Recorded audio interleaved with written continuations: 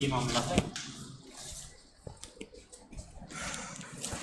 कहाँ तक बताया? लास्ट बता रहा था आज, लास्ट क्लास है आज, तो कल से नया चैप्टर शुरू होगा, स्ट्रक्चर ऑफ एटम।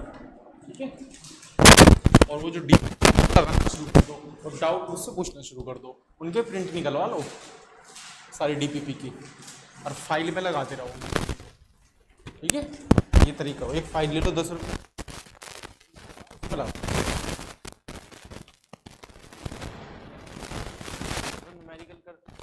के लिए बहुत सिस्टम इंद्रवस्ती हो गई और एक डीपीपी हो गई। ठीक है, सफिशिएंट है। थ्योरी कहीं से नहीं पढ़नी, थ्योरी नोट्स में से पढ़नी है। ना थ्योरी पढ़ोगे तो ज़्यादा टाइम हो जाएगा। न्यूमेरिकल लगाने जितने ज़्यादा से ज़्यादा लगा सकते हो। ठीक है, तो कहाँ तक बताया था? बता दो। रिलेटिव डेंसिटी बता दी थी। अच्छा भाई, लास्ट टॉपिक है एम्पेरिकल फॉर्मूला, मॉलिक्यूलर फॉर्मूला, उसके बाद इसके क्वेश्चन और फिर टॉपिक खत्म, फिर मिक्स क्वेश्चन कराऊंगा सॉल्व। ठीक है,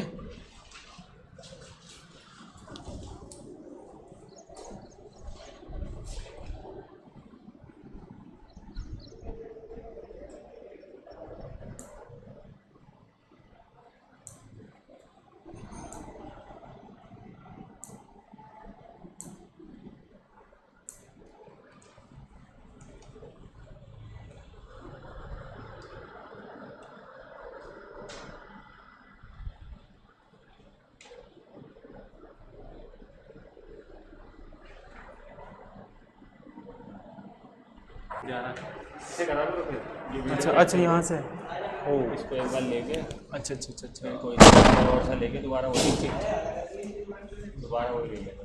लेना। अच्छा अच्छा, ठीक ठीक, स्टार्ट तो कर दिया।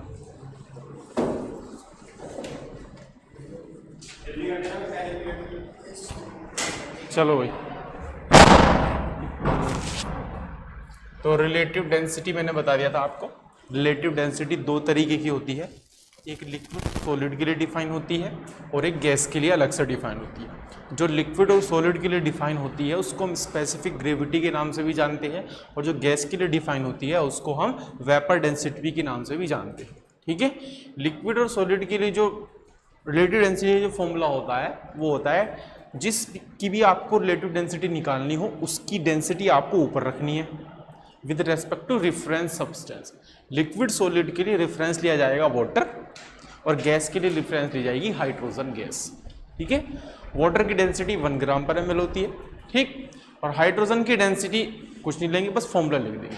फिर मैंने बताया था आपको ये वाला फॉर्मूला D = PM/RT की हेल्प से हम डेंसिटी की जगह इसको रखेंगे और फाइनल हमारा वेपर डेंसिटी का फॉर्मूला क्या आ जाएगा, जिस भी molar mass of gas divide by 2।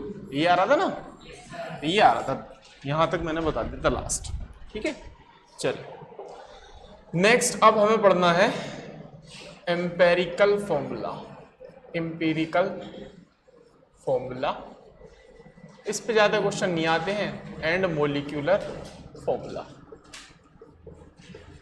Empirical formula and molecular formula. ठीक है, पहले इसको समझेंगे फिर नोट करेंगे। बहुत सिंपल सा कॉन्सेप्ट है, इसमें इतनी बड़ी वो नहीं है।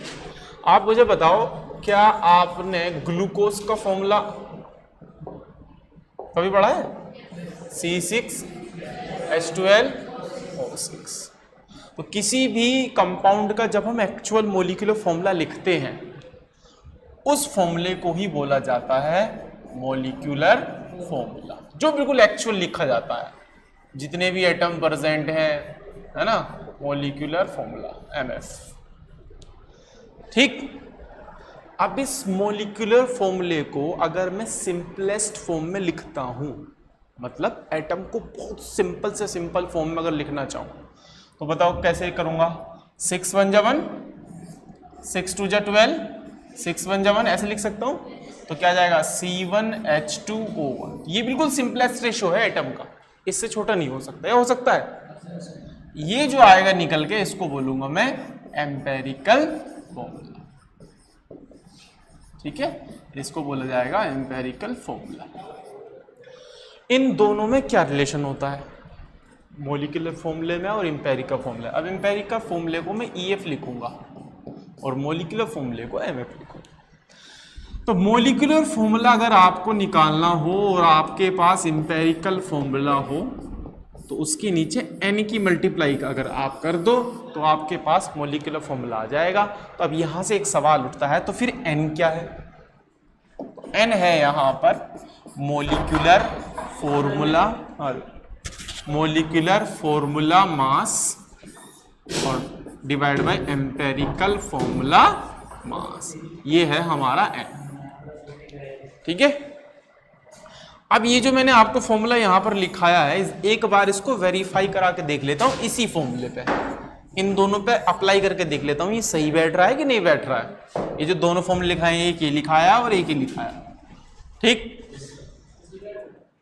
तो इसको वेरीफाई करा के देखते हैं क्या ये बात ठीक है कि नहीं। तो मुझे बताओ ग्लूकोज का एम्पेरिकल मोलिकुलर फॉर्मूला क्या था? C6H12O6, ये क्या है हमारा मोलिकुलर फॉर्मूला। इसका एम्पेरिकल फॉर्मूला बताओ, C1H2O1, ये क्या है? Empirical formula. मोलिकुलर फॉर्मूले का मास क्या कहलाएगा? Molecular formula mass, simple. तो बताओ मोलिकुलर फॉर्मूला मास कितना आएगा? 6 × 12, 12 × 1, 6 × ऑक्सीजन का 16, भैया कितना आएगा? 12 × 6 72 और 12 और 16 × 6 96 ना। बताओ कितना आएगा ऐड करके? 180 आएगा क्या? ये तो आ गया मोलिकुलर फॉर्मूला मास। इंपेरिकल फॉर्मूले का मास क्या कहलाएगा? इंपेरिकल फॉर्मूला मास, ठीक है। ये क्या हो जाएगा? Empirical formula mass. बताओ क्या लिखूंगा? 1 × 12 प्लस 2 × 1 प्लस 1 × 16, तो बताओ कितना आया? 12, 2 प्लस 16, बताओ भैया 30 आया क्या? 30 आ रहा क्या? तो मोलिकुलर फॉर्मूला मास भी आ गया, एम्पेरिकल फॉर्मूला मास भी आ गया। तो बताओ क्या अब मैं n की वैल्यू निकाल सकता हूं? हैं? Molecular formula mass divide by empirical formula mass, बताओ कितना आया? 180 डिवाइड बाय 30, 0 से 0 कैंसिल, 3 से 18, तो n की वैल्यू कितनी आई? 6। तो देखो molecular formula is equals to, formula ये भी तो था एम्पेरिकल फॉर्मूला की पावर n। तो बताओ एम्पेरिकल फॉर्मूला कितना है? C1H2O1, n की वैल्यू कितनी आई है? 3। अच्छा 6 आई है, 6 आई है ना। मल्टीप्लाई करो 6 के अंदर की, 6 बन जा 6 कम 6, 6 तो नहीं 12, आ तो गया मोलिकुलर फॉर्मूला। मतलब दोनों फॉर्मूले करेक्ट है हमारे, ठीक है। तो ये होते हैं हमारे एम्पेरिकल फॉर्मूला और मोलिकुलर फॉर्मूला। इसके बेस पर अब हम न्यूमेरिकल सॉल्व करेंगे। तो पहले आप ये दोनों पेज नोट करो, फिर हम आगे चलते हैं। ये बुक दे दो, दोनों बुक दे दो ना दोनों, वो पूरा वो, हाँ यही डेली लाया करो इन दोनों को, ठीक है। इसमें तो क्वेश्चन कराऊंगा कुछ।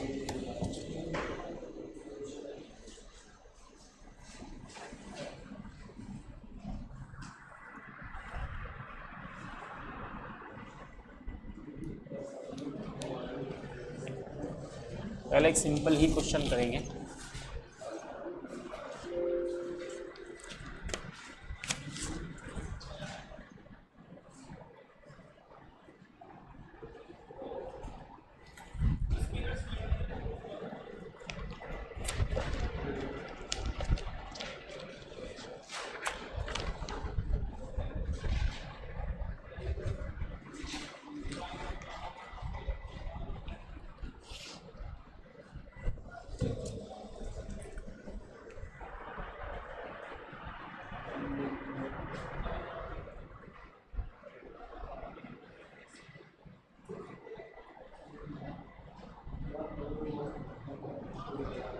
हो गया ये वाला पेज?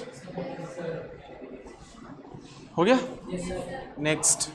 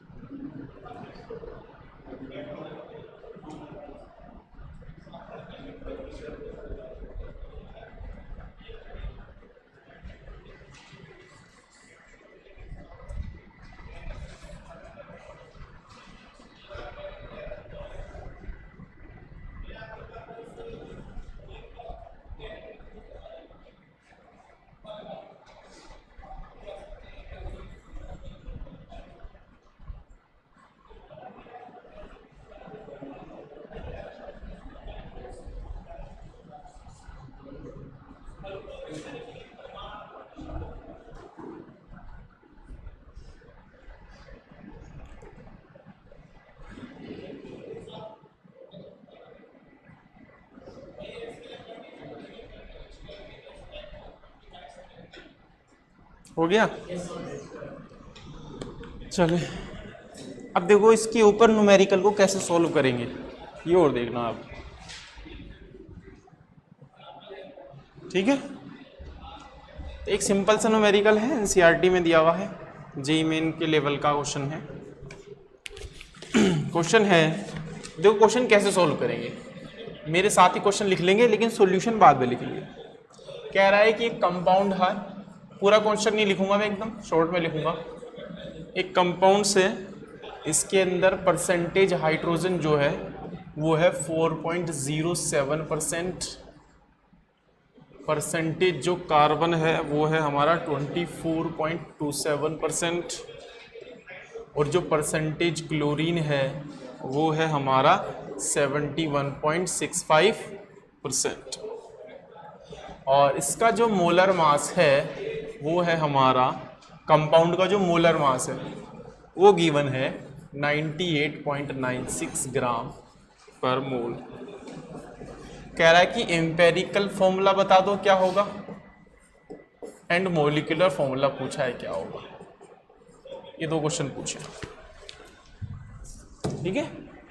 तो इस टाइप से आपका क्वेश्चन मेंशन होगा और आपको उसको सॉल्व करना होगा। सॉल्व करने की अप्रोच देख लो जरा, कैसे इसको सॉल्व करें, ठीक है। ये ऐसा क्वेश्चन हुआ, कह रहा है एक कंपाउंड है जो हाइड्रोजन कार्बन क्लोरीन से मिलकर बना है, जिसके अंदर उसकी परसेंटेज मेंशन है, उस कंपाउंड का मोलर मास मेंशन है, एम्पेरिकल फॉर्मूला और मॉलिक्यूलर फॉर्मूला पूछ रहा है, ठीक है। तो यहाँ पे देखो, अब बात में नोट करना, अब यहाँ पे देखो इसको कैसे सॉल्व करेंगे। सबसे पहले इसके अंदर हमें क्या करना है, एक टेबल बनानी है छोटी सी, है ना। और वो टेबल देख लेना। पहली टेबल के अंदर हम एलिमेंट का नाम लिखेंगे, दूसरी टेबल के अंदर जितनी उसकी परसेंटेज दी है वो लिखेंगे, तीसरी कॉलम के अंदर हम उसके मोल्स निकालेंगे, है ना, और फाइनली हम आंसर निकाल लेंगे। कैसे देखते हैं, बताओ एलिमेंट क्या क्या मेंशन है। कार्बन है, हाइड्रोजन है, ठीक है। परसेंटेज बताओ क्या क्या है, कार्बन की कितनी है 24.27, हाइड्रोजन की कितनी है 4.07, और क्लोरीन की कितनी है 71.65। टोटल मिला के 100% ही हो जाएगा। अगर मैं इस परसेंटेज को वेट मान लूं, क्या मान लूं, परसेंटेज को क्या मान रहा हूं मैं, वेट, तो बताओ कार्बन इतने ग्राम, हाइड्रोजन इतने ग्राम, और क्लोरीन इतने ग्राम। परसेंटेज हटाया और ग्राम लगा दिया, क्योंकि मैं 100% को 100 ग्राम मान के चल रहा हूं। तीसरी कॉलम में हम निकालेंगे नंबर ऑफ एटम्स या number of moles of atom, है ना, कितने कितने एटम है ना। और फॉर्मूला जानते हो नंबर ऑफ मोल्स का, गिवन मास मोलर मास। बताओ कार्बन का मोलर मास कितना होता है, तो अप्रोक्सीमेट 12 दूनी 24, 2 आ जाएगा, अप्रोक्सीमेट 2 आ जाएगा। यहां बताओ number of moles, given mass कितना 4.07, मोलर मास हाइड्रोजन का 1, अप्रोक्सीमेट 4.07 ही आ जाएगा। बताओ नंबर ऑफ मोल्स कितना है 71.65, क्लोरीन का 35.5, अप्रोक्सीमेट 2 लिख दो, ठीक है। इसके बाद आप निकालेंगे सिंपलेस्ट रेशियो। क्या निकालेंगे? ये कैसे निकालेंगे? इन तीनों वैल्यू को ध्यान से देखेंगे और इन तीनों में जो सबसे कम है, बताओ कौन है इनमें सबसे कम? 2। उसको तीनों से डिवाइड कर देंगे, मतलब इस 2 को 2 से डिवाइड करा 1, इस 4.07 को 2 से डिवाइड करा, अप्रोक्सीमेट लिखना है 2, इस 2 को 2 से डिवाइड करा, बस अब हमारा आ चुका है। यानी कि कार्बन जो हमारा फॉर्मूला होगा उसके अंदर कार्बन के कितने एटम आए हैं? 1। हाइड्रोजन के कितने आए हैं? 2। क्लोरीन के कितने आए हैं? 1। तो ये आ गया हमारा एम्पेरिकल फॉर्मूला। एक पार्ट तो हमारा सॉल्व हो गया। अब हमें निकालना है मॉलिक्यूलर फॉर्मूला। मॉलिक्यूलर फॉर्मूले के लिए मुझे n की वैल्यू पता होनी चाहिए, है ना? और n कैसे निकालते हैं अभी बताया था मैंने। Molecular formula mass upon empirical formula mass. Molecular formula जो मास है वही तो मोलर मास है, जो कि न्यूमेरिकल में मेंशन है 98.96, और एम्पेरिकल फॉर्मूला मास मैं यहां से निकाल ही सकता हूं। बताओ कितना आएगा? 12 + 2 + 35.5, बताओ 49 के करीब या 48 के करीब आ रहा? 35 2 37 और 12 49.5। ईमानदार से बताओ अप्रोक्सीमेट 2 आएगा कि नहीं आएगा? और इंचेस 2 58 होते हैं। n की वैल्यू आ गई, तो बताओ अगले ही टाइम में क्या मॉलिक्यूलर फॉर्मूला निकाल सकता हूं? एम्पेरिकल फॉर्मूला C1H2Cl1, n की वैल्यू कितनी आई है? 2। अंदर मल्टीप्लाई कर दो इसकी, अंदर जैसे ही मल्टीप्लाई करोगे तो क्या जाएगा? C2H4Cl2। इस तरीके से न्यूमेरिकल सॉल्व करेंगे इसके, बस टेबल बनाकर सोल्व कर देना। कर लो इसको नोट।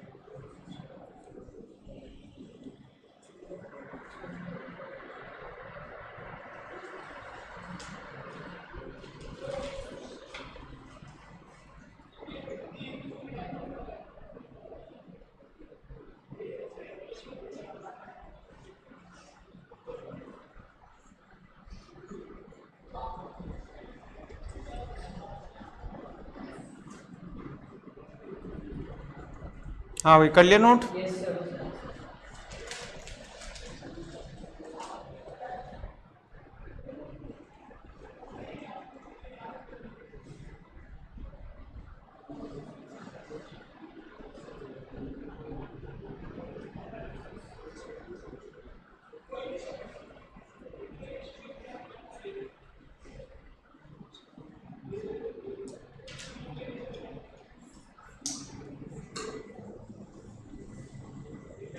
चले भाई, एक बार इसको और एक्सप्लेन कर देता हूँ क्योंकि ऑनलाइन वालों की जो स्क्रीन रुक गई थी।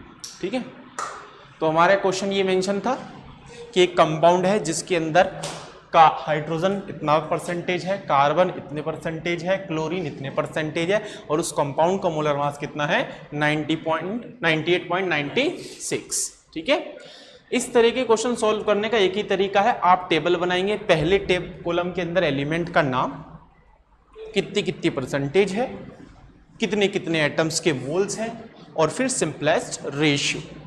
सब जो हमें परसेंटेज है हम उसे 100% को 100 ग्राम मान के चलेंगे। तो अगर कार्बन 24.27% है तो मैं इसको क्या लिखूंगा, 24.27 ग्राम। इसी तरीके से बात, मास पता है, मोलर मास आप जानती हो, तो क्या मैं इन एटम के नंबर ऑफ मोल्स निकाल सकता हूं? बिल्कुल निकाल लिया, तो हमारा ये आ गया। ये वैल्यू निकालने के बाद इन तीनों के अंदर जो सबसे छोटी वैल्यू होगी उसको तीनों से डिवाइड करके सिंपलेस्ट रेशियो निकालेंगे। रेशियो रेशियो रेशियो, तो कितना आ जाएगा, 1 to 1। कार्बन कितना आया, 1। हाइड्रोजन कितने आए हैं, 2। क्लोरीन कितने आए हैं, 1। तो ये हमारा क्या निकल गया, एम्पेरिकल फॉर्म। एम्पेरिकल फॉर्मूले के बाद मोलिकुलर फॉर्मूला निकालने के लिए हम पहले n की वैल्यू निकालेंगे। मोलिकुलर फॉर्मूला मास मतलब मोलर मास, जो कि न्यूमेरिकल में मेंशन है 98.96। एम्पेरिकल फॉर्मूले का मास हम यहां से निकाल लेंगे जो हमने अभी निकाला है। दोनों को डिवाइड कर n की वैल्यू 2 निकालेंगे, और फिर मुझे पता ही है मोलिकुलर फॉर्मूला कैसे निकालते हैं, एम्पेरिकल फॉर्मूले की में मल्टीप्लाई कर दो n की, n कितना है हमारा 2, तो 2 की मल्टीप्लाई करो तो हो जाएगा C2H4Cl2 मोलिकुलर फॉर्मूला, और एम्पेरिकल फॉर्मूला C1H2Cl2। ठीक है, चलो अब ये जैसे चैप्टर खत्म हो गया तो आपको एनसीईआरटी जरूर पढ़नी है। एनसीईआरटी जेईई मेन के लिए बहुत ज़्यादा इंपॉर्टेंट है, एडवांस में तो नहीं पूछता कभी भी एनसीईआरटी से, वो तो ज़्यादा अच्छे लेवल के आते हैं, लेकिन बेस एनसीईआरटी रहता है एडवांस के अंदर भी, ऐसे नहीं कि बेस अलग हटा दिया जाए। लेकिन जेईई मेन पे अगर आपको बहुत ज़्यादा कमांड करनी, पहले तो कमांड जेईई मेन पे होगी ना, या पहले जेईई एडवांस पे कमांड करोगे फिर नीचे आओगे जेईई मेन पे? पहले जेईई मेन पे अगर आपकी कमांड हो गई फिर आप जेईई एडवांस पे कमांड करो। तो आपको तरीका देखो, क्या मैं आपको तरीका बता रहा हूँ पढ़ने का, आप एनसीईआरटी बिल्कुल भी मत टच करो। जो टॉपिक मैं यहाँ पढ़ा हूँ वो टॉपिक एनसीईआरटी के उसी चैप्टर में जाकर ढूंढो कि कहाँ है टॉपिक, उसी हेडिंग से मिल जाए तुरंत पढ़ लो। हदसत कितने पेज, 1 पेज का होगा वो टॉपिक हदसत। अब मैंने आपको पूरा चैप्टर पढ़ा दिया, वैसे तो आपको स्टार्टिंग से ही करना था, लेकिन आज क्या करें, आप घर जाके ये पूरा चैप्टर पूरा पढ़ लें एनसीईआरटी के अंदर, और कोई बुक नहीं पढ़नी एनसीईआरटी के अलावा, है ना। एनसीईआरटी छोटी भी बुक है, सफिशिएंट बुक है, ज़्यादा थ्योरी भी नहीं है, और बुक पढ़ोगे रेफरेंस बुक बहुत मोटी मोटी बुक है, इतना टाइम नहीं है आपके पास 1 साल में इस सारी बुक पढ़ दोगे।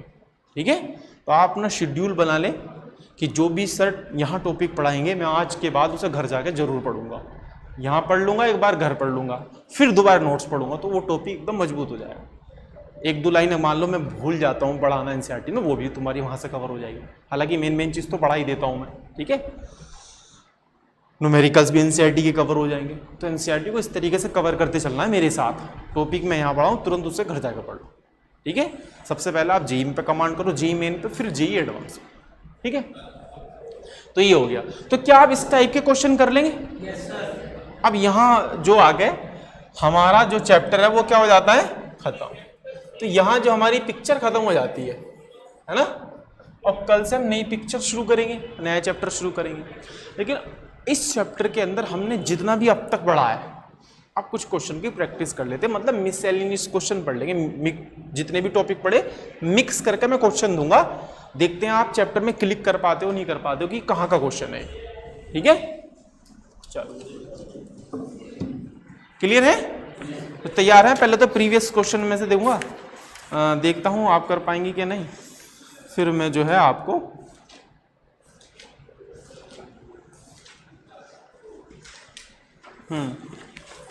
चले नेक्स्ट। जो मैंने आपको डीपीपी दी है उसमें इक्विवेलेंट के क्वेश्चन है, मैंने बताया था आपको, तो वो नहीं करने अभी, वो उन पे सर्कल बना के छोड़ देना, वो हम तब करेंगे जब रेडॉक्स चैप्टर पढ़ेंगे, बाकी सारे कर सकते हैं आप। चलो आप ये क्वेश्चन करके दिखाएं। और पहला क्वेश्चन है प्रैक्टिस का, हाउ, अब कल मैं नया चैप्टर शुरू करूंगा, स्ट्रक्चर ऑफ एटम, ठीक है। How many moles of electron, और ये तो एनसीईआरटी में भी है और ये एडवांस में भी आया, weigh 1 kilogram.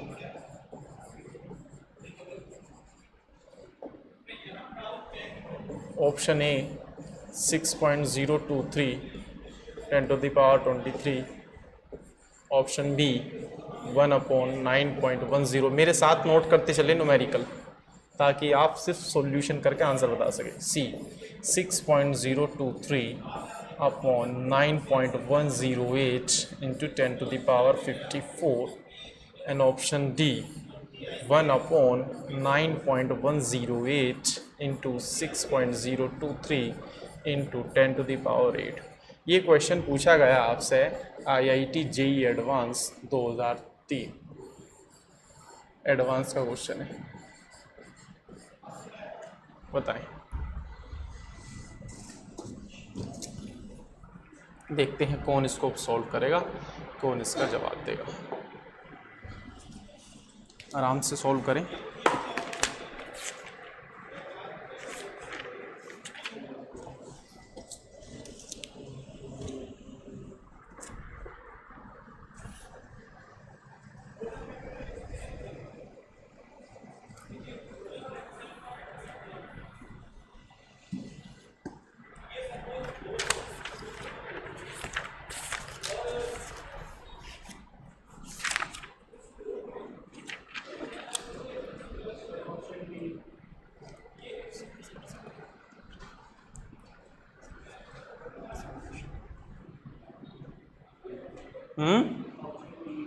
D option, okay. और बताएं,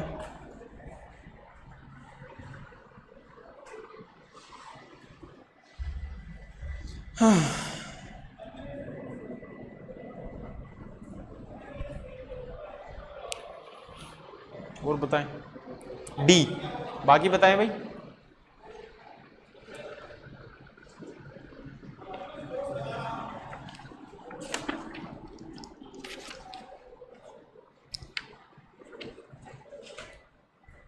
डी, ओके, डी आ रहा है इसका आंसर ऑनलाइन भी।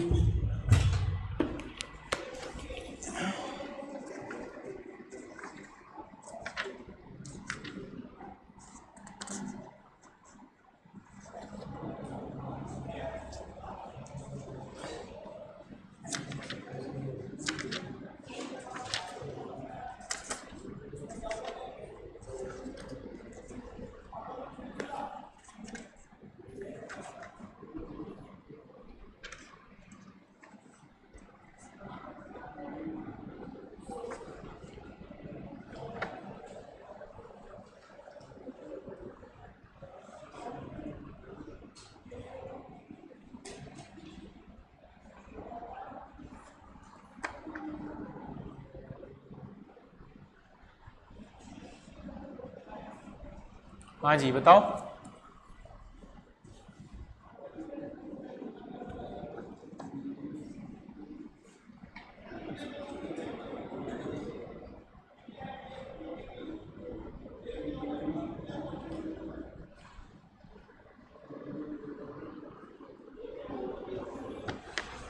बताएं जी, आज अच्छे अच्छे क्वेश्चन कराऊंगा मैं आपको, दिमाग की बत्ती हिल जाएगी थोड़ी सी।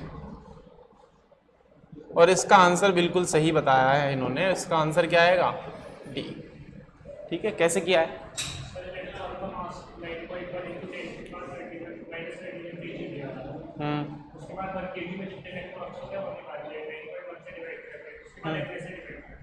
उसके बाद एन से ठीक ठीक। सबसे पहले आपने 1 किलोग्राम के अंदर नंबर ऑफ इलेक्ट्रॉन्स निकाल लिए, ये करा है ना।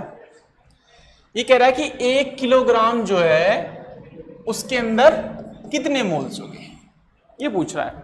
मतलब मेरे पास क्या है, 1 किलोग्राम इलेक्ट्रॉन है और पूछ रहा है बताओ इसमें कितने इलेक्ट्रॉन होंगे, नंबर ऑफ इलेक्ट्रॉन बताने। ये तो ये पूछ रहा है। ठीक है, ईमानदारी से बताओ, नंबर ऑफ मोल्स का फॉर्मूला ये नहीं बताया था एक बार? Number of particles upon Avogadro number, बताया था नहीं बताया था? तो अगर मैं किसी तरीके से इलेक्ट्रॉन के नंबर निकाल लूं, है ना, अच्छा इलेक्ट्रॉन के नंबर, अच्छा मोल्स पूछे ना, नंबर ऑफ मोल्स।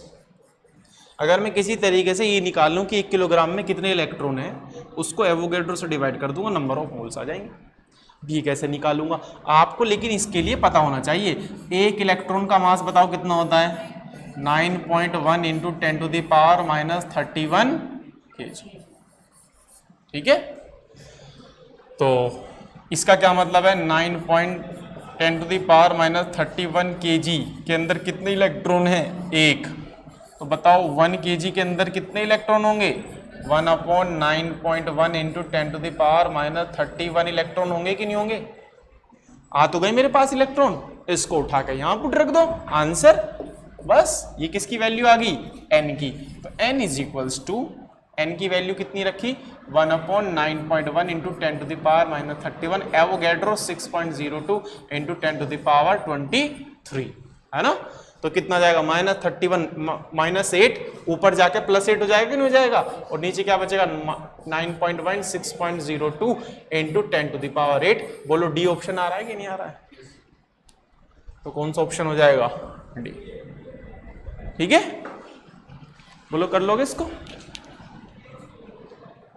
आज मैक्सिमम प्रैक्टिस अच्छे से करा दूंगा। वैसे तो कल ही चैप्टर खत्म करना था, मैं आज फालतू लेक्चर लग गया। कोई बात नहीं, आज प्रैक्टिस कर लेंगे, कम से कम चैप्टर पे कमांड हो जाएगी आपको बहुत बड़े वाला।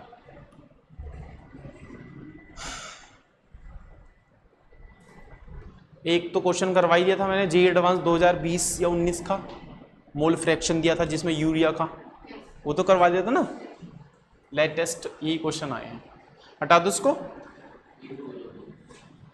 चलो मैं क्वेश्चन यहाँ पे लिख दे रहा हूँ, आप सॉल्यूशन ही तो नोट कर रहे होंगे, सॉल्यूशन नोट कर लो। तो आज का क्वेश्चन नंबर 2, आज तो सिर्फ क्वेश्चन की ही प्रैक्टिस होगी हमारी जो चैप्टर पढ़ा है। और क्वेश्चन है a mixture of ammonium nitrate NH4NO3 and ammonium hydrogen phosphate NH4 का whole twice HPO4 contains 30.40% mass percent of nitrogen। तो फिर कह रहा है what is the mass ratio of the two components in the mixture। ठीक है, option A है 2:1, option B है 1:2, ऑप्शन सी है 3:4 एंड ऑप्शन डी है 4:1। बताएं जी।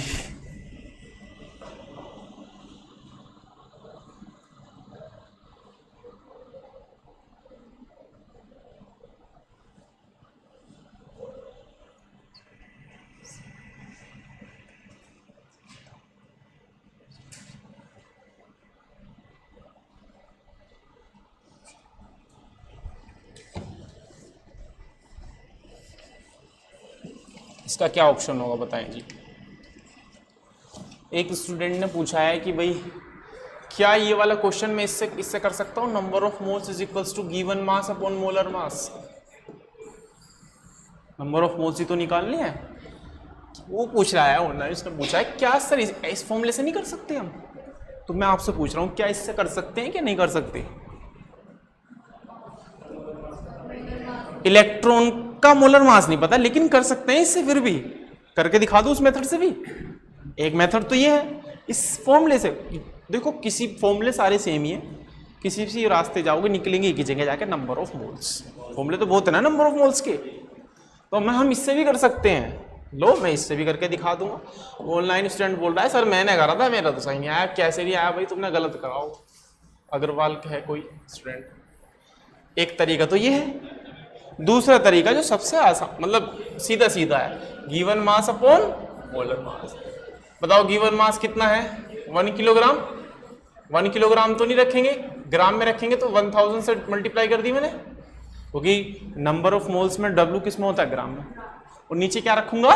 Molar mass. अब मोलर मास तो इलेक्ट्रॉन का नहीं पता है मुझे, सबसे बड़ी बात फंस गया अब मैं यहाँ।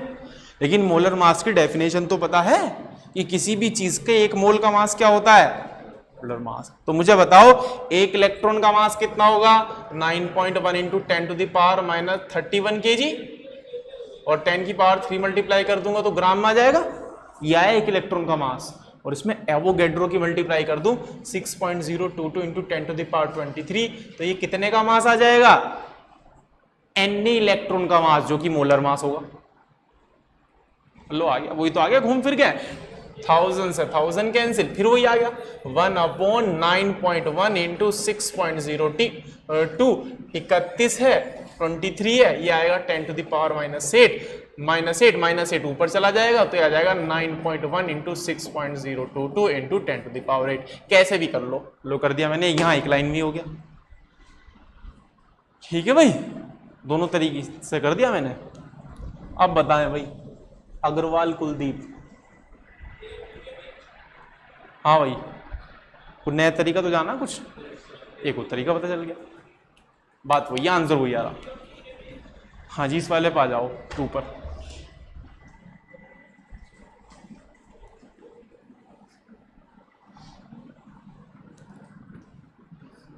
टू का कोई आंसर नहीं दे पाया अभी, और शायद ऑप्शन उसमें आया है, हिमांशु गिरी ने दिया है ए ऑप्शन। बाकी बताएं आप, क्वेश्चन समझ गए? क्वेश्चन तो समझ गए होंगे।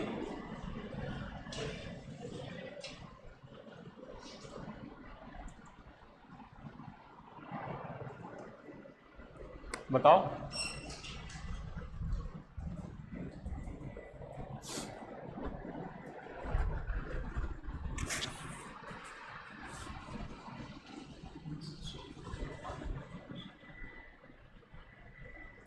हाँ जी, हार गए? करें सॉल्व, मान ली हार। ऐसे तो कहते हैं ना गाँव में, हार गया भाई। हाँ जी, हार गया। देखो मिक्सचर है किस किस का? अमोनियम नाइट्रेट का और अमोनियम हाइड्रोजन फास्फेट का। ये PO4 है ना, दिख रहा है ना। तो आपने एक मिक्सचर दिया हमें, उस मिक्सचर के अंदर क्या क्या चीज है? एक तो है हमारे पास NH4 NO3, और दूसरी क्या चीज है हमारे पास? NH4 का होल ट्वाइस HPO4। कह रहा है कि इस मिक्सचर के अंदर जितनी भी नाइट्रोजन प्रेजेंट होगी उसका जो परसेंटेज है वो कितना दिया है भैया? 30.40%। सिर्फ एक इंफॉर्मेशन दी है। तो वो कह रहा है तो ये बताओ इन दोनों का जो मास है उनका रेशियो क्या होगा, ये पूछ लिया। तो कुछ भी मान लो, बताओ इसका मास क्या मान लेता हूं मैं? कुछ भी x ग्राम मान लो, और इसका मास क्या है? y ग्राम। तो आपसे बताओ क्वेश्चन में क्या पूछा है? x/y पूछा है कि x/y बता दो क्या है ना? बस आपको दिमाग लगाना है। ठीक, नाइट्रोजन की परसेंटेज है इस पूरे मिक्सचर के अंदर 30.40%। बताओ कैसे निकाली गई होगी? नाइट्रोजन का मास ऊपर रखा गया होगा, टोटल मास नीचे रखा गया होगा। W/W बताया था, नहीं बताया था? परसेंटेज कंपोजिशन में बताया था, नहीं बताया था कि किसी भी का परसेंटेज कंपोजिशन निकालना होता है उसका mass divide by total mass. तो हमारा पहला फोकस रहेगा कि इसके अंदर नाइट्रोजन कितना है, अमोनियम नाइट्रेट के अंदर। फिर इसके अंदर देखूंगा उन दोनों को जोड़ के टोटल क्या हमारा x। बताओ टोटल वेट क्या है इस मिक्सचर का? टोटल मास बताओ इस मिक्सचर का क्या है? x + y ग्राम। टोटल तो पता चल गया, नाइट्रोजन का पता करो क्या। देखो पहले अमोनियम नाइट्रेट पे फोकस करो। बताओ अमोनियम नाइट्रेट के मोल्स कितने होंगे? x ग्राम अपॉन अमोनियम नाइट्रेट का मोलर मास। कोई बता सकता है अमोनियम नाइट्रेट का मोलर मास जोड़ घटा के? नाइट्रोजन कितना होगा? 14, हाइड्रोजन कितना होगा? 4, नाइट्रोजन कितना होगा? 14, 16 × 48। बताना भैया इसको जोड़ कर कितना आ रहा? मेरी मैथ कमजोर है तो तुम इसको मजबूत करो। 80 आ रहा है क्या? लिख दूं? गलत होने के चांस तो नहीं है? पूरा में ही गलत हो जाएगा, वरना एक बार वो चेक कर लेना। 80 ग्राम पर मोल। तो बताओ कितने मोल्स आ गए? x/20। ग्राम से ग्राम कैंसिल, x/20। ये किसके मोल आए हमारे पास? अमोनियम नाइट्रेट के। ईमानदारी से बताओ अमोनियम नाइट्रेट का अगर मैं 1 मोल लेता हूं तो बताओ नाइट्रोजन के कितने होंगे? 1, 2 मोल नाइट्रोजन के एटम होंगे कि नहीं होंगे? बोलो। तो इतने में 1 में है 2, तो इतने में कितने होंगे बताओ नाइट्रोजन के? x upon 80 multiply by 2 moles of nitrogen. और अगर मुझे मास निकालना हो तो बताओ किसकी मल्टीप्लाई कर दूं? 14 की। आ गया मास नाइट्रोजन का? आ गया कि नहीं आ गया? अब इसी तरीके से मैं इसका निकालूंगा। बड़ा क्वेश्चन है ये, एडवांस टाइप का क्वेश्चन है ये जो दिया है मैंने। इसी तरीके से मैं इसके मोल्स निकालूंगा। गिवन मास कितना है? y ग्राम। क्या कोई मुझे इस अमोनियम फास्फेट का मोलर मास बताएगा? फास्फोरस का 31 होता है। बताना भाई, मेरी मदद करो थोड़ी सी निकालने में। मैं चाहता हूं आप थोड़ी सी मदद करें, मिल बांट के हम क्वेश्चन सॉल्व करें। फास्फोरस का 31, ऑक्सीजन 132। सोल्व करा या ऐसे ही सोल्व कर दिया? भाई साहब मानना पड़ेगा। लिख दूं 132 ग्राम पर मोल। ग्राम से ग्राम कैंसिल। बताओ कितने मोल आए? y upon 132 moles. ईमानदारी से बताओ इसके अंदर नाइट्रोजन कितने मोल है? दो ही है। तो फिर से वही, तो y अपॉन 132 के अंदर कितने होंगे? y upon 32 multiply by 2। मास निकालना है तो किसकी मल्टीप्लाई कर दो? 40। आगे कि नहीं आ गया? है ना? तो मेरे पास पहले वाले में नाइट्रोजन का मास, दूसरे वाले में नाइट्रोजन का मास, और अगर मैं इन दोनों को ऐड कर दूं तो नाइट्रोजन का टोटल मास आ जाएगा कि नहीं आ जाएगा?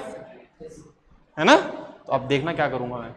अब हम क्या करेंगे, परसेंटेज नाइट्रोजन बताओ कैसे निकालेंगे। नाइट्रोजन का total mass x upon 80 multiply by 2 into 40 plus y upon 132 multiply by 2 into 40। Total mass बोलो x प्लस y।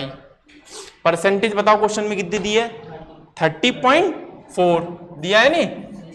अब आप सभी मुझे इस एक्सप्रेशन को सॉल्व करके बताएंगे कितना आ रहा है। x अपॉन वाई की वैल्यू यहां से निकाल के बता दो मुझे। इतना तो कर ही सकते हैं। अब लो यहां से इससे आप सब मुझे बताएंगे x अपॉन वाई कितना आ रहा है। बताओ भैया समझ आया कि नहीं आया?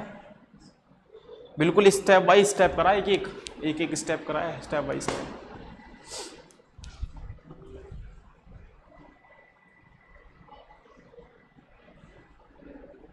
तो सभी मुझे बता दें x अपॉन वाई की वैल्यू क्या है,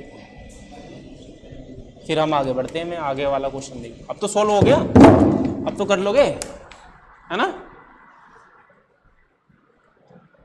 नेक्स्ट क्वेश्चन देखेंगे। अब हो जाएगा कि नहीं हो जाएगा?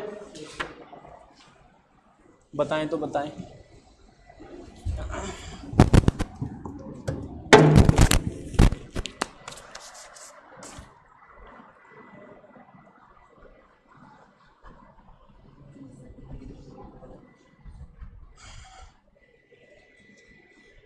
देखते हैं सबसे पहले कौन बताएगा x अपॉन वाई। अब ये कैलकुलेशन का खेल है या मैं करूँ? कर लोगे? IIT वालों को तो बता देना चाहिए यार, ये तो बहुत सिंपल सी चीज़ है मेरे हिसाब से।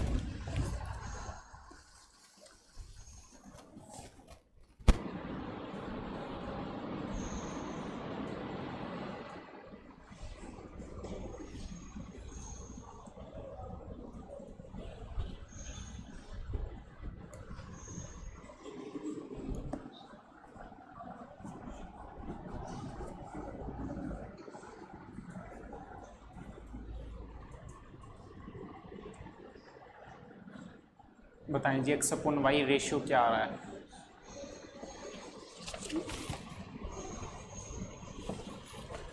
भाई ये तो कॉमन आ रहा होगा 2 इंटू 14, और एलसीएम वेलसीएम लेना, बस सॉल्व करना x अपॉन वाई और कुछ नहीं। दोनों तरफ क्रॉस मल्टीप्लाई कर लेना। बताओ क्या आ रहा है?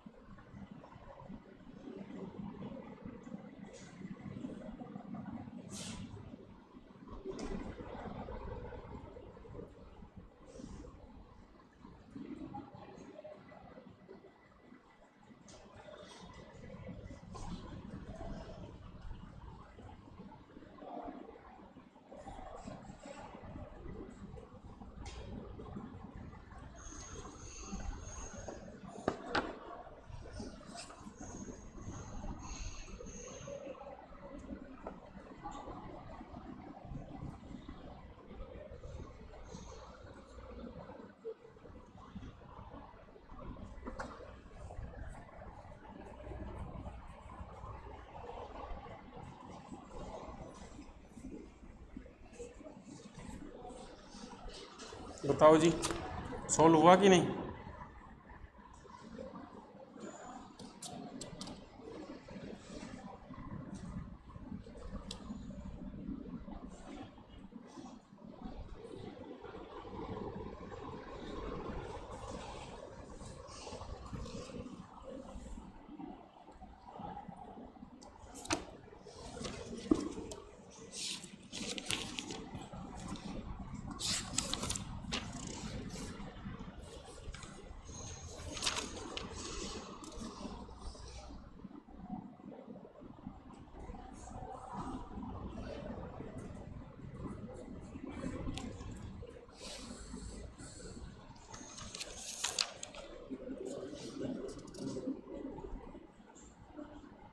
बताया नहीं किसी ने?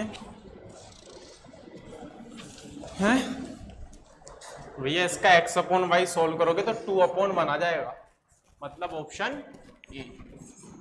सोल्व करके देखना अभी कैसा आया। ठीक है, अग्रवाल कुलदीप देखो ऑनलाइन बता भी दिया आंसर, 2 स्टूडेंट ने बता दिया। अब 2/1 आएगा, इसको सोल्व करना। ठीक है, अब मैं दूसरा क्वेश्चन लिखने जा रहा हूं, कर लोगे कि नहीं?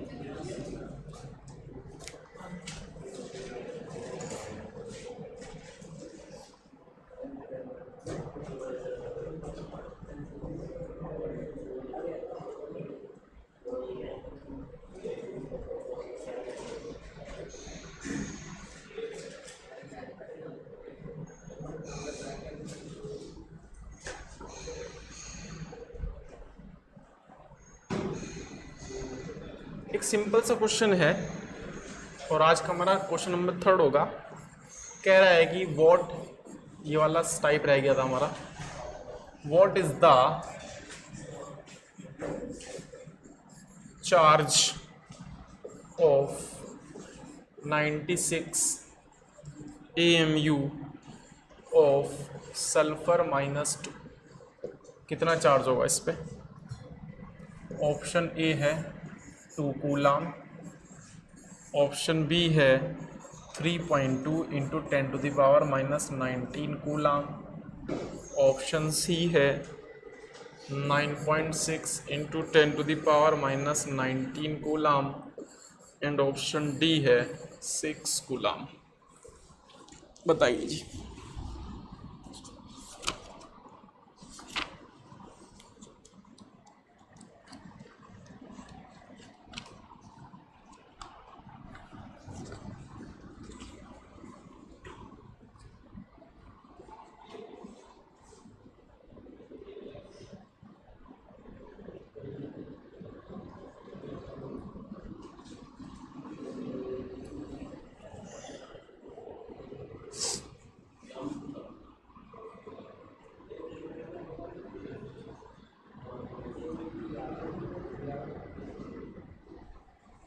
बताइए जी, क्या ऑप्शन आएगा?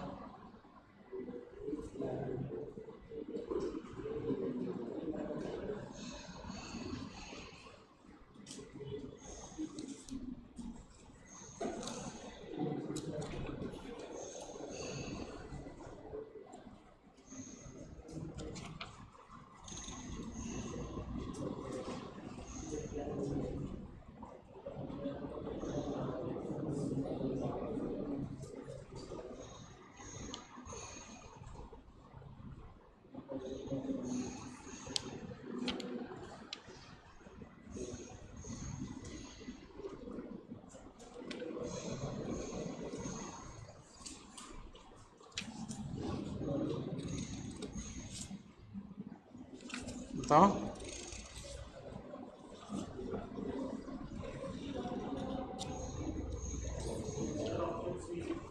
सी ऑप्शन, सी। वो बताओ।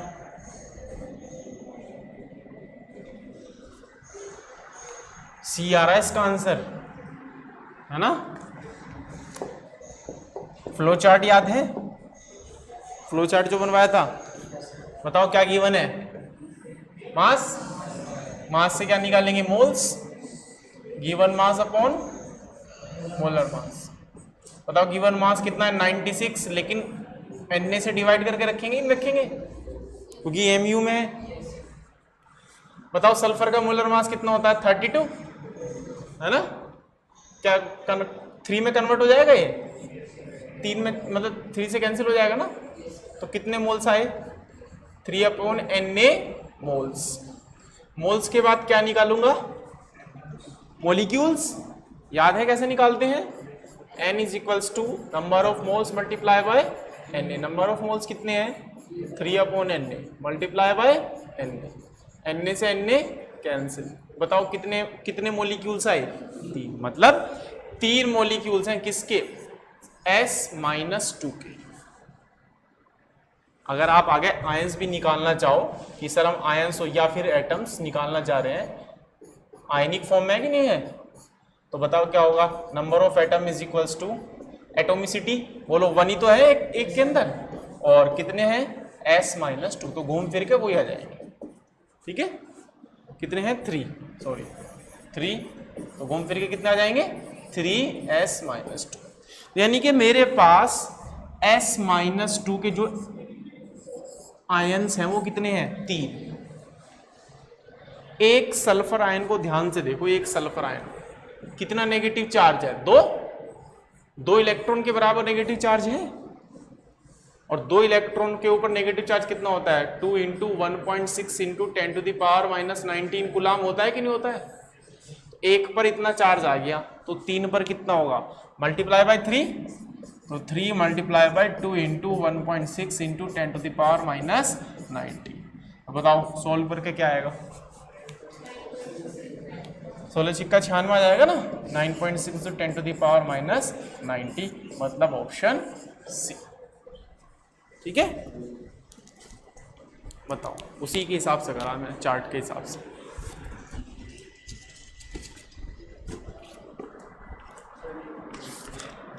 ये बताना है।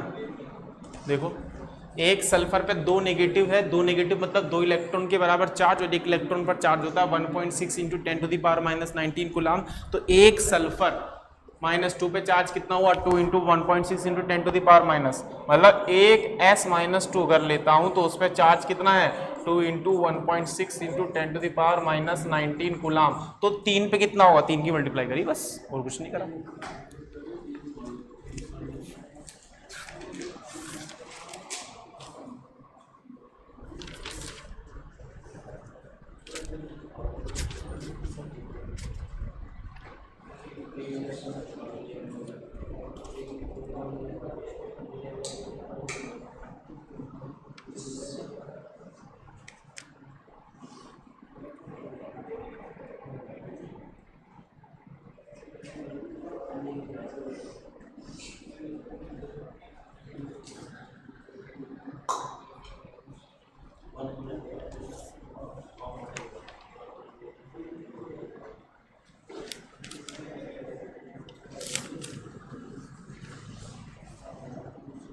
हो गया? करें आगे? चलो नेक्स्ट क्वेश्चन। अब नेक्स्ट क्वेश्चन करा रहा हूं। कितने क्वेश्चन हो गए हमारे टोटल? 3 हुए? 4? 3। Question number 4। अभी सिंपल क्वेश्चन ही है ये। खैर कह रहा है टोटल नंबर ऑफ electrons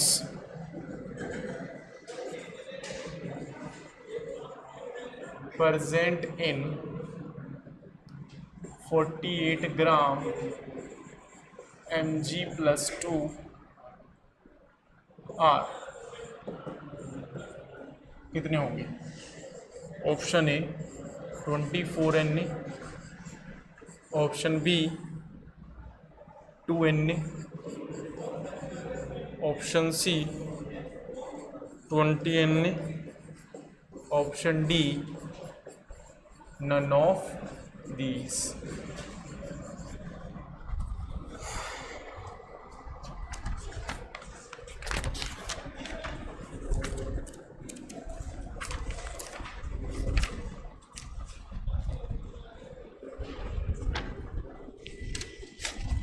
बताएं जी क्या होगा इसका आंसर? आपके सामने क्वेश्चन रख दिया है मैंने।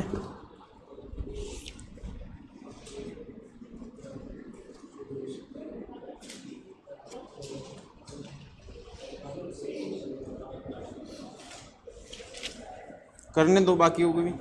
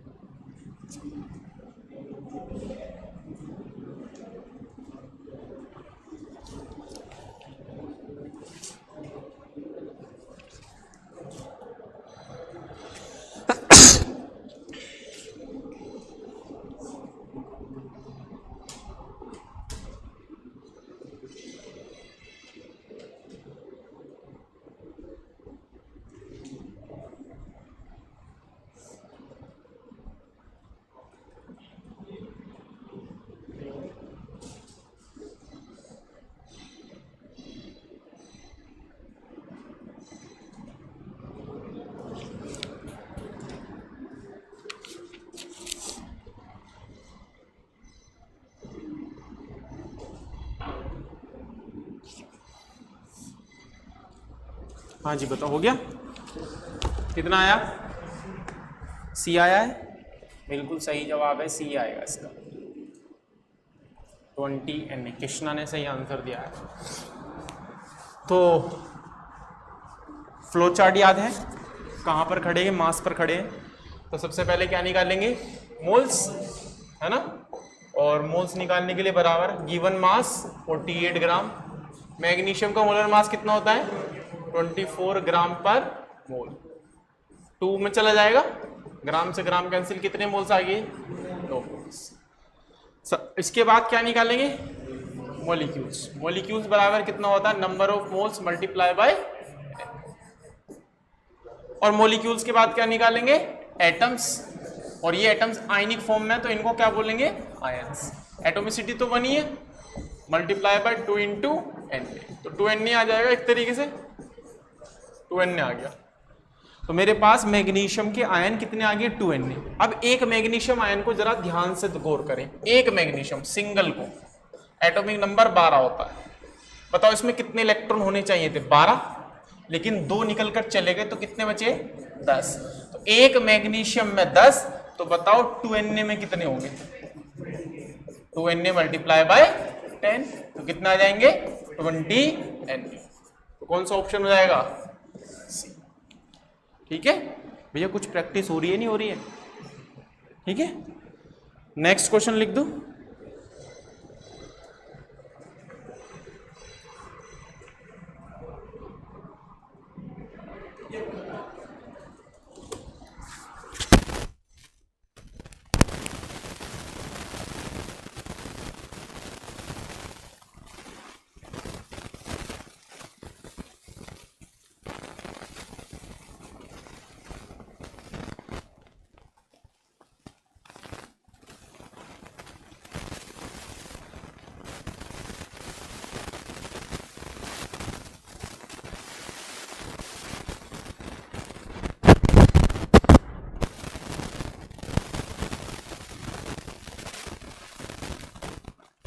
हाँ जी, हो गया ना ये वाला?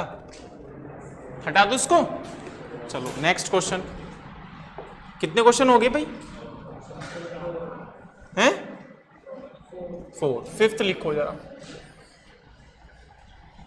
29.2% W/W HCl stock solution has a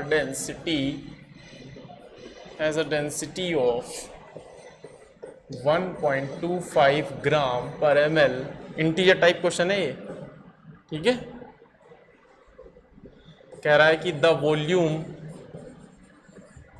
ml में बताना है of stock solution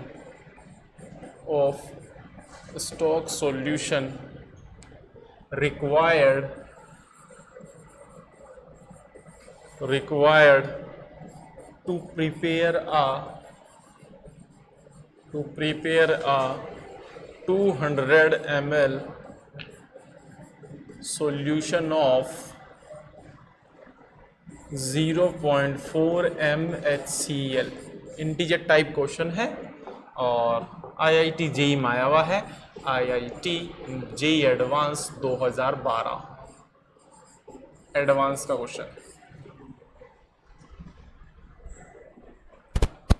integer type भी तो आते हैं ना, मेंस में भी आते हैं, एडवांस में भी आते हैं।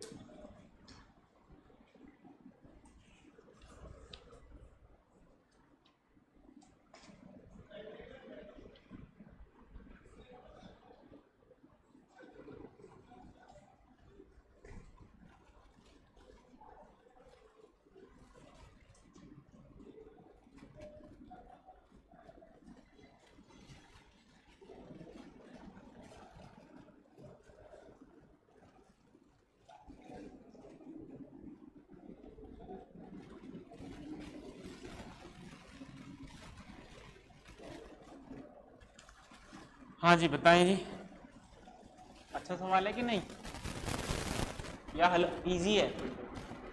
इजी तो नहीं दे दिया मैंने, ये ठीक ठाक है? बताओ तो फिर, इंटीजर टाइप क्वेश्चन है तो बताओ क्या आंसर आएगा। अगर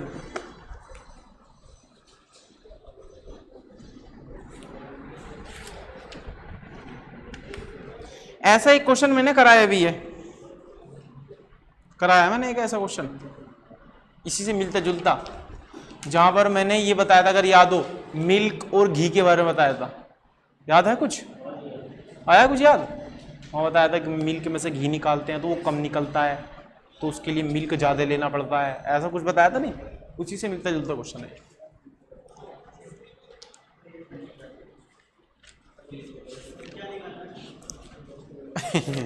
अभी तुम पढ़ो ना क्वेश्चन, क्या निकालना, यही तो जादू है इसमें।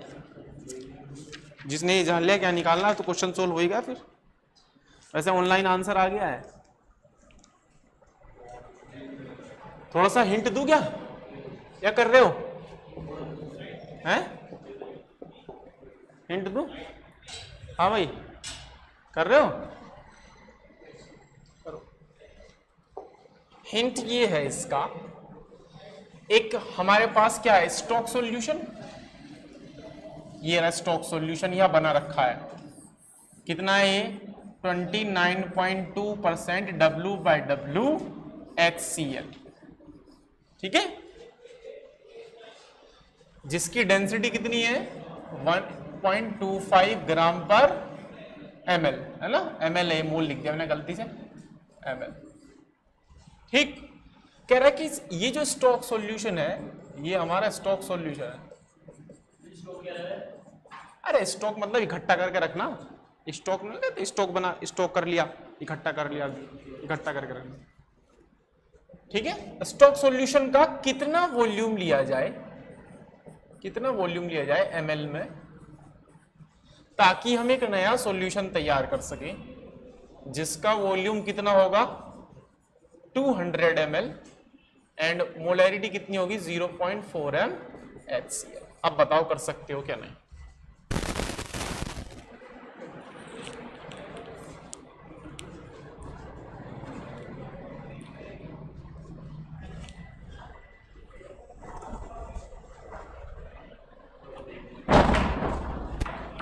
पानी चाहिए था मुझे तो।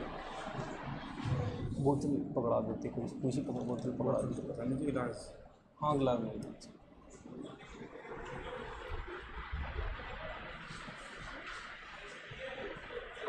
बता रहे हो या बताऊं? जेई का है क्वेश्चन है ये, ठीक है। तो क्या मुझे बताओ, अब देखो कन्वर्जन के फॉर्मूले जो 8 हैं और जो सिंपल फॉर्मूले हैं कॉलम वाले, ग्रुप ए ग्रुप, उनमें से कोई एक फॉर्मूला बताओ। स्टॉक सॉल्यूशन पे जरा नजर दौड़ाओ। स्टॉक सॉल्यूशन की क्या क्या चीज गिवन है? Density, W by W। क्या स्टॉक सॉल्यूशन की मोलैरिटी निकाल सकता हूं मैं? है ना? बताओ कौन सा कन्वर्जन का फॉर्मूला लगाऊंगा? M is equals to percentage W by W multiply by density multiply by 10 divide by molar mass of solute. भैया कन्वर्जन के फॉर्मूले से सारे क्वेश्चन सॉल्व हो जाएंगे, ठीक है। जब भी आप फंस जाओ तो कन्वर्जन के फॉर्मूले 8 हो याद करो, कोई ना कोई जरूर काम कर रहा होगा। बताओ W बाय W कितना है?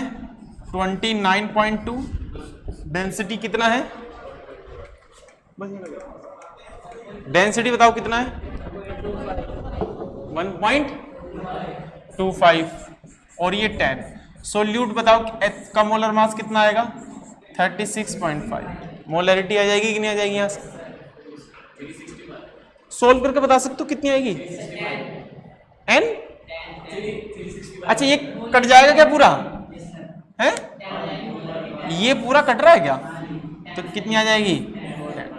ठीक है भैया, ठीक। और इसका कितना वॉल्यूम? तो यानी कि हमें इसकी मोलैरिटी पता चल गई, 10 मोलर थी। अब बताओ यहां मोलैरिटी कितनी हो चुकी है? तो मोलैरिटी घटी है या बढ़ी है? बढ़ी है। इसका मतलब इसमें पानी मिला के ये सॉल्यूशन तैयार किया गया होगा। ये बात समझ में आ रही है हमें? सॉल्यूशन है ना, डाइल्यूशन बताया था ना। डाइल्यूशन क्या होता है? नहीं, कोई सॉल्यूशन है उसमें पानी मिला के और दूसरा सॉल्यूशन तैयार करना, उसको बोलते हैं डाइल्यूशन, तनु करना। भाई आप मोलैरिटी का फॉर्मूला देखो, Na/V। बताओ मोलैरिटी कब घट सकती है? जब वॉल्यूम बढ़ाया गया हो। और वॉल्यूम कैसे बढ़ाएंगे? बाहर से पानी मिला के। तो यानी कि ये जो सॉल्यूशन तैयार किया गया है जिसकी मोलैरिटी 0.4 है, इसके मतलब इसमें पानी मिला के उसमें से ये सॉल्यूशन निकाला गया होगा, HCl का रखा गया होगा, बाहर से पानी मिला के गया होगा, तब जाके इसकी मोलैरिटी कम किया गया होगा। तो बताओ इसकी मोलैरिटी कितनी है? 0.4। वॉल्यूम कितना है? 200 ml। और ये पहली मोलैरिटी कितनी है? 10। और पहला वॉल्यूम निकालना, तो डाइल्यूशन का फॉर्मूला लग जाएगा, नहीं लग जाएगा? तो कन्वर्जन के जो 8 फॉर्मूले थे, 8 में से 2 को अप्लाई करा, क्वेश्चन सोल्व हो गया। पहला वहां अप्लाई करा और दूसरा क्या है? M1 V1 is equals to M2 V2। M1 कितना है? 10। V1 हमें निकालना है। M2 कितना है? 0.4 मल्टीप्लाई बाय V2 कितना है? 200 ml। 0 0 तो V1 इज इक्वल्स टू 4 दूनी 8। बताओ 8 ml आ गया कि नहीं आ गया? तो इंटीजर भरना था, तो आंसर आएगा 8। कन्वर्जन की 2 फॉर्मूले यूज करे, क्वेश्चन सॉल्व हो गया। हर बार कन्वर्जन के, मैंने क्या कहा था, ज्यादा क्वेश्चन कन्वर्जन पे आते नहीं आते।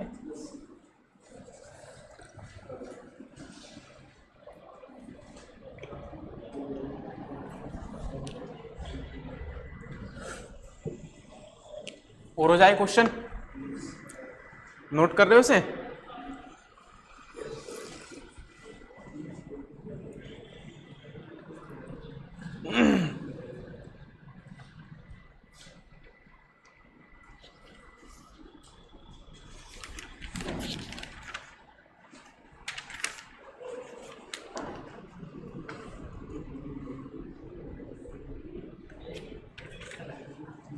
बड़ा क्वेश्चन था नहीं है? बस मुझे सोचना है कि 8 में से कौन सा लगेगा। लग नहीं रहा है ना डाइल्यूशन लगेगा, लेकिन लग गया डाइल्यूशन। तो मैंने किस लॉजिक से लगाया डाइल्यूशन? तो जहां भी एक सॉल्यूशन की मोलैरिटी निकलकर घट रही हो तो सोचना एक बार उसमें डाइल्यूशन लग सकता है। Next question. हाँ भाई हटा दूं क्या इसको? हटा दूं? चलो नेक्स्ट। कितने हो गए? 5। क्वेश्चन जितने भी कराए सारे सिलेक्टेड है क्वेश्चन, मतलब बढ़िया क्वेश्चन है। Question next question, a compound, साथ साथ नोट करते चले और सॉल्यूशन करें। H2X with molar weight of 80 gram is dissolved in a solvent having density 0.4 gram per ml, assuming no change in volume upon dissolution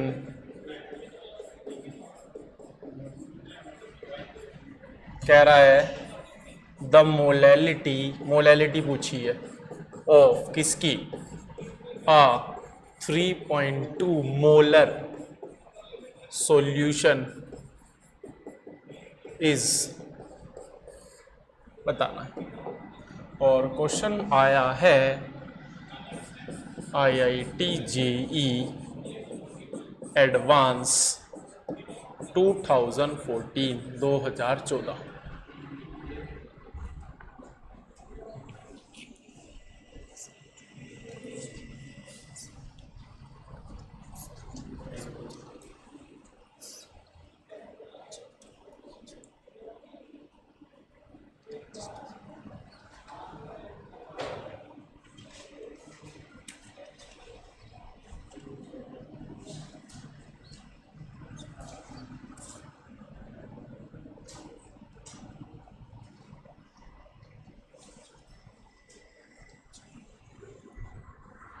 बताओ क्या आएगा आंसर?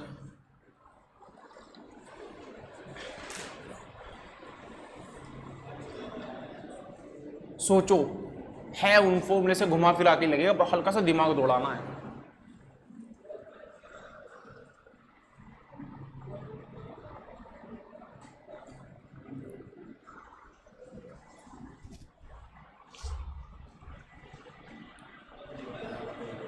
बता सकता है कोई कौन सा फॉर्मूला लगेगा भाई?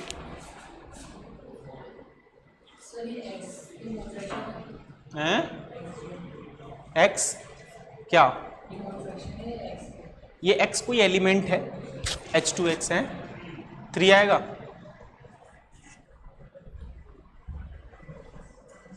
कर ले, 5 मिनट का टाइम है आपके पास, 3 मिनट का।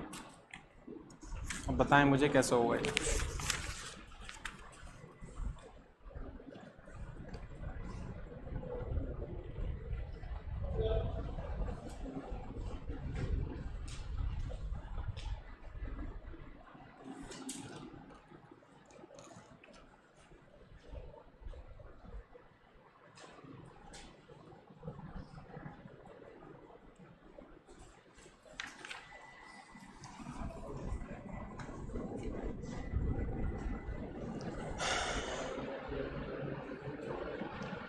करो यार सोल्व। क्या हुआ, ज्यादा टफ क्वेश्चन तो नहीं दे रहा मैं? पढ़ा नहीं तो पढ़ो यार, रिवाइज करो। अब कल से नया चैप्टर शुरू होगा, स्ट्रक्चर ऑफ एटम, उसमें गोल मत कर देना।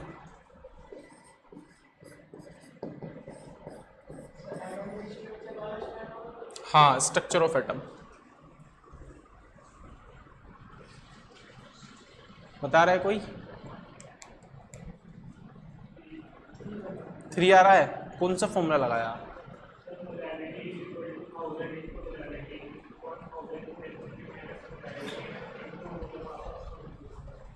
ये लगाया, इससे कितना आ रहा है?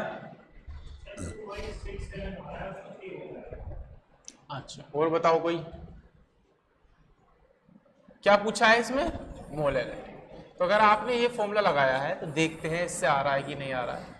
1000 into capital M 1000 into density minus molar mass upon molar mass of solute.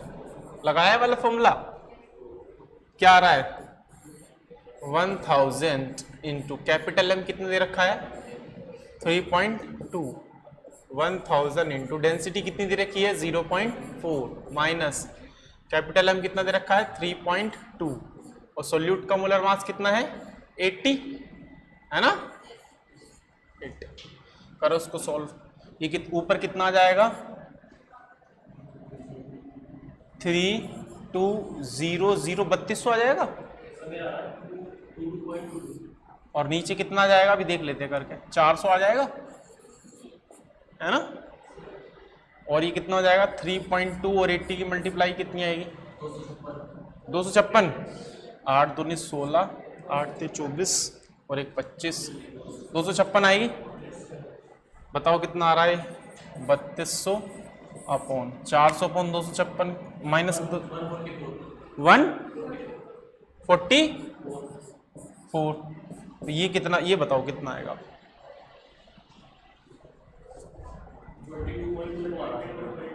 22.2।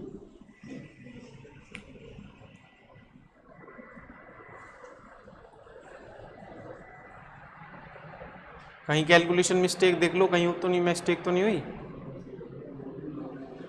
3200 divide by 144 22.2। Answer तो ये नहीं आ रहा, लेकिन कोई गड़बड़ हुई है। 1 मिनट। अच्छा, इसमें एक गलती होगी हमारे से।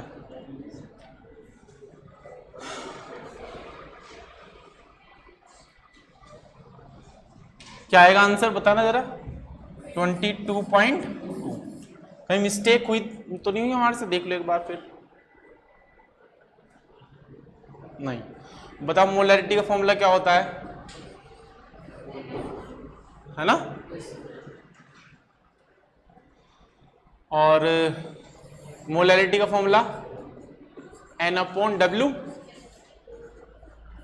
सोलवेंट। ये वाला जो देखो, इसमें दिक्कत क्या है अब मैं बता देता हूं। इसमें दिक्कत क्या है, इससे क्यों नहीं आ रहा आंसर हमारा? है 80 है, मतलब मोलर मास 80 तो दे रखा है। देखो, इससे आंसर आना चाहिए, लेकिन क्यों नहीं आ रहा है? आप इस क्वेश्चंस को पढ़ें, इसमें एक बहुत जबरदस्त लाइन लिखी हुई ये वाली, ये पढ़े ये वाली।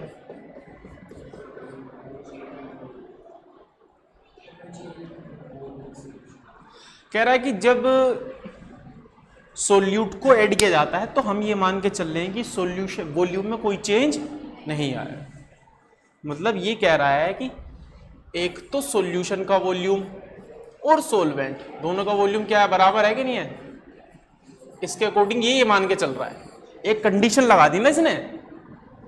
ये कह रहा है कि अगर आपने सोलवेंट वॉल्यूम लिया है, मान लो आपने 10 ml लिया है, कह रहा है कि ऐड करने पर भी 10 ml लिए, कुछ भी ऐड कर लिया आपने, वॉल्यूम में चेंज नहीं मान रहे।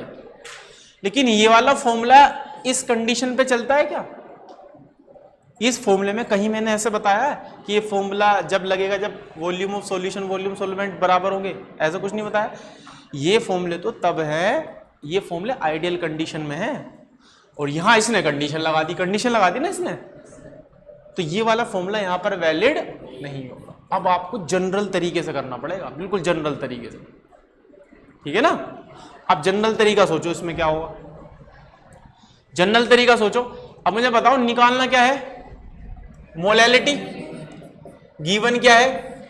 मोलैरिटी कितनी गिवन है? 3.2। क्या होता है? मोल्स पर लीटर, है ना? ये होगा। इस मोलैरिटी का मतलब क्या है कि 1 लीटर अगर आप सॉल्यूशन लोगे तो बताओ उसमें कितने सॉल्यूट डिसॉल्व होंगे? 3.2 मोल्स। 1 लीटर सॉल्यूशन लूंगा, क्या मैं इसको ऐसे लिख सकता हूं कि ये 1 लीटर सॉल्यूशन 1 लीटर सोलवेंट की तरह ही होगा? क्योंकि मैं मान के चल रहा हूं कि वो सॉल्यूशन के वॉल्यूम में कोई चेंज ही नहीं आ रहा, तो जितना सॉल्यूशन का वॉल्यूम उतना किसका वॉल्यूम, सॉल्वेंट का। भाई पानी का वॉल्यूम है 10 ml, उसमें चीनी मिला दी तब भी 10 ml, तो सॉल्यूशन भी 10 ml, पानी भी 10 ml, तो दोनों बराबर है कि नहीं अकॉर्डिंग टू क्वेश्चन। और जो सॉल्वेंट है उसकी डेंसिटी दे रखी कि भैया डेंसिटी कितनी है, सॉल्वेंट 0.4 ग्राम पर ml, तो मुझे बताओ ईमानदारी से, हो तो गया क्वेश्चन। मोलैलिटी बराबर क्या होता है, N/V, नंबर ऑफ मोल्स, तो यहां से आ गए सॉल्यूट के, कितने आ गए 3.2, बस वॉल्यूम चाहिए, वॉल्यूम में यहां से निकाल लूंगा। देखो क्या चाहिए, अच्छा वेट आता ना, तो मोलैलिटी में वेट चाहिए, तो डेंसिटी कितनी है बताओ कितनी है, 0.4 ग्राम पर ml। इन दोनों से क्या मैं वेट निकाल सकता हूं, डेंसिटी इक्वल्स टू क्या होता है, मास अपॉन वॉल्यूम। तो बताओ मास बराबर क्या आएगा, डेंसिटी इनटू वॉल्यूम। डेंसिटी कितनी है 0.4 ग्राम पर ml, वॉल्यूम कितना है 1 लीटर, लेकिन ml में रखूंगा तो 1 लीटर बराबर कितना हो जाएगा 1000 ml, तो बराबर कितना आ जाएगा, कितना आ जाएगा 400। लेकिन वहां किस में रखूंगा, लीटर में, तो वहां तो लीटर में जाएगा नहीं जाएगा, तो किससे डिवाइड कर दूंगा दोबारा से 1000, तो कितना आ जाएगा 0.4 लीटर। रखो 3.2 0.4, पॉइंट से 0.8 आया कि नहीं आया, बस ये आ रहा है। समझिए ये वाला फॉर्म, ऊपर वाला फॉर्मूला क्यों लगा, अगर न्यूमेरिकल्स के अंदर कोई कंडीशन लगा देता है तब जो कन्वर्जन के फॉर्मूले हैं उनको लगाने से बचना। अगर कोई कंडीशन नहीं लगी है तो कोई दिक्कत नहीं, अपना सीधा सीधा लगा दो, ठीक है। तो ये है इसका सॉल्यूशन, ये नोट कर लो, 8 आएगा इसका आंसर, ठीक है। तो आज यहीं तक करेंगे और कल हम फ्रेश चैप्टर शुरू करेंगे नया, ठीक है। और आप इसकी डीपीपी लगा लेना और PYQ लगा लेना, ये तो सबसे पहले काम करें, ठीक। नरेंद्र अवस्थी भी मैंने बता रखी है, जिसके पास नरेंद्र अवस्थी हो नरेंद्र अवस्थी लगा ले पहले और PYQ लगा ले, जिसके पास नरेंद्र अवस्थी नहीं है वो पहले DPP लगा ले और PYQ लगा ले। PY दोनों ही नहीं है तो मोबाइल तो होगा ही सब पे, तो ऐप डाउनलोड कर लो, PYQ वहां पे मिल जाएंगे आप, ठीक है ना। नरेंद्र अवस्थी की बुक गूगल पे भी मिल जाएगी आपको, है मिल जाएगा, कोई भी PYQ लगो, वो दुनिया भर के ऐप पढ़े उसमें PYQ JEE, और नरेंद्र अवस्थी की PDF आपको गूगल पे मिल जाएगी, अगर आप ले सकते हैं डाउनलोड कर लेंगे।